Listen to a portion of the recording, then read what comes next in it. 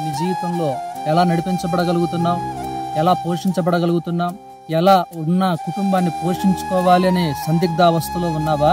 ఈరోజు నా పిల్లలకు నేనేమీ చేయలేకపోతున్నానని చింతిస్తూ ఉన్నావా?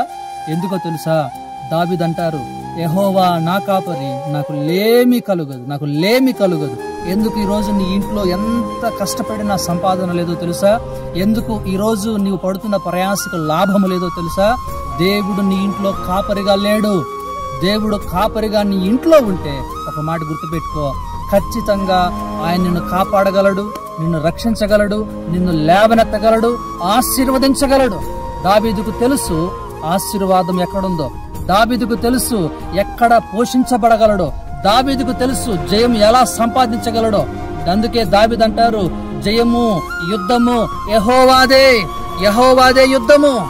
ఈరోజు నీ జీవితంలో దేవుడికి స్థానమిచ్చి, దేవునికి అవకాశం ఇచ్చి, నీ జీవితంలో ఒక అవకాశం నువ్విచ్చి దేవుని కాపరిగా పెట్టుకోగలవా? గొప్ప ఆశీర్వాదం నీ కొరకు ఎదురు చూస్తూ ఉంది.